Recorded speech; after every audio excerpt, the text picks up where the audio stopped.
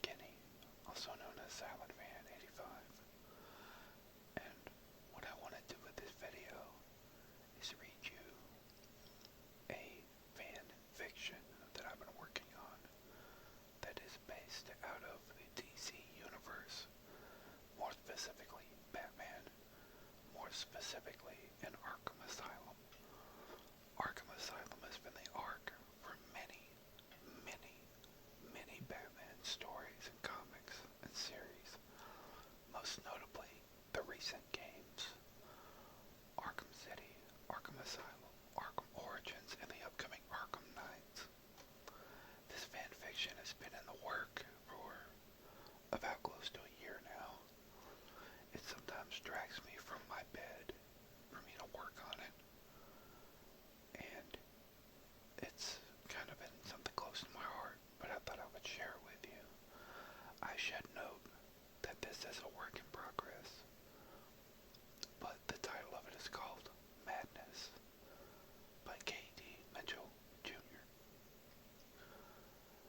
Hero, that had been the term a thug had used when the police had caught and interrogated one of the suspects involved in his father's death.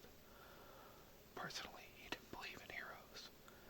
They were overrated and overworshipped, and never stuck around to be given their just rewards. Most of the time, they were just lonely individuals with a superiority complex taking on the world to prove a point. But he never disregarded the fact that there was some good in their acts of heroism, or as the authorities called it, quote, vigilantism, end quote. Born Kevin Terrence Mayfield, he had moved from Sterling City at the age of 19 to start school, and he had never looked back. His father, murdered in an alleyway by somebody who wanted the change in their pockets. Luckily, his mother had escaped almost unscathed. She had twisted her ankle and broken a finger in the escape. His father, brave as he was, had been foolish in thinking he could take on and defend his mother from some street thugs. Obviously, in scenarios such as his parents were placed in, it hadn't ended well. His father murdered in cold blood in front of his mother's eyes just because the thugs wanted to, quote, teach some respect to the old codger that thought he was a hero, unquote. Time passed and 24 years of age reached. He was about to test his will and sanity to an extreme level of foolishness.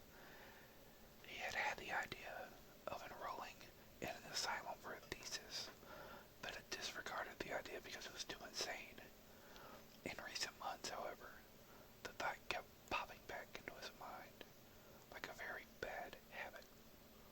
After weeks of meetings, paperwork, and agreements, the project had been finalized and approved.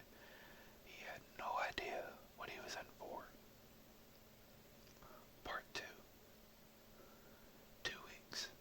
That's what the time allotted for his experiment, and Warden Sharp, that's Quincy Sharp, a good man, had agreed to the project. However, very reluctantly.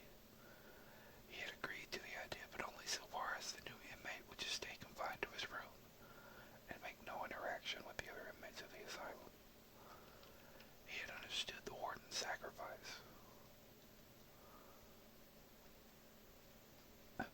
He had understood the warden's reluctance to his idea. I mean, he was letting a non-criminal, sane person into the bowels of hell without any protection or idea of what to be expected. Who wouldn't be uneasy about the idea? Hell, he was even surprised the warden had gone for it. However, he had signed a declaration freeing the city and the asylum of any blame should he happen to become a hostage, killed, or even lose some stability in his mental state due to his time in the hellhole. A hostage? How many times had a hostage been taken inside a secure facility such as Arkham anyway? He had read news reports and heard rumors from colleagues about past situations within the asylum. Nothing about hostage situations. A few breakouts, maybe, and possibly a riot. But hostages never showed up within his limited knowledge of the place. What if he was to be taken hostage, though? Held for ransom, or worse, become a meat shield for a potential breakout? How would he react? What would he do? He had taken some hostage negotiation courses, and for extra credit, those lessons learned to make him in handy in a hostage situation, if we were pulled into one.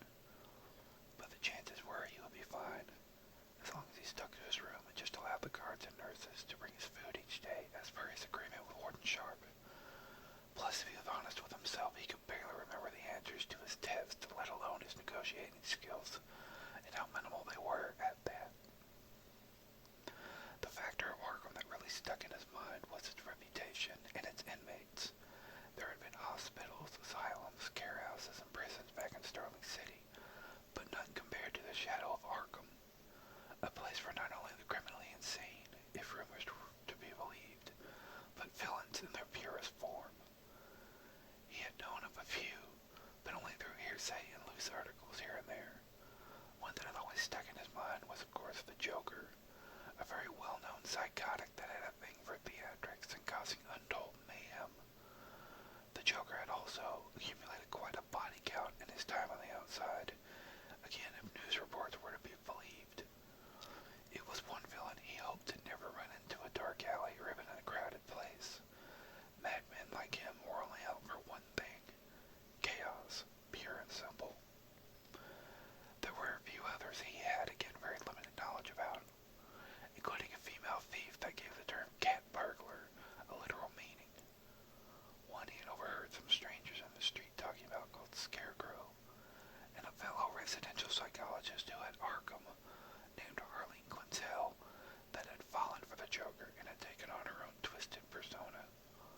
He couldn't remember the name she had given herself, however. From what he knew, she had been a very intelligent, highly attractive doctor. The warden had grimaced slightly when her name had come up in the first meeting with the warden. This reaction told him one of two things: the whole matter was tongue-in-cheek inside the actual asylum, or the warden had some kind of personal connection with the doctor. He assumed the latter, as the warden